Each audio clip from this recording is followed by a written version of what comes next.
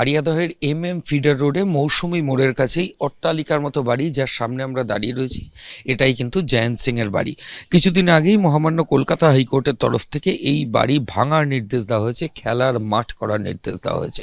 বাইরে বিভিন্ন নোটিশ লাগানো রয়েছে, যদিও সেগুলো প্রত্যেকটাই ছেঁড়া, এবং বাড়ির বাইরে দুটো তালা লাগানো রয়েছে, কিন্তু বাড়ি ভাঙার প্রক্রিয়া এখনো পর্যন্ত পুরসভার তরফ থেকে শুরু হয়নি। কামারহাটি পুরসভার তরফ থেকে যেটা বলা হচ্ছে যে ফিডার রোডের এই যে বাড়ি সংলগ্ন যে রাস্তা, এই রাস্তাগুলো অত্যন্ত অপরিসর, এবং এই অপরিসর রাস্তা থাকার অজুহাত দেখিয়ে বেশ কয়েকটি সংস্থা যারা এই ভাঙার কাজ করে তারা বলছে যে এই রাস্তা দিয়ে মালপত্র নিয়ে যাওয়ার সমস্যা রয়েছে, ঠিক সেই কারণেই ভাঙা যাচ্ছে না বরাত সেটা পাওয়ার জন্য। কিন্তু এখনো পর্যন্ত পুরসভার তরফ থেকে ভাঙার যে প্রক্রিয়া শুরু হয়নি, যদিও পুরসভার তরফ থেকে বলা হচ্ছে যে আগামী সোমবারের পরই এই প্রক্রিয়া তারা শুরু করবে।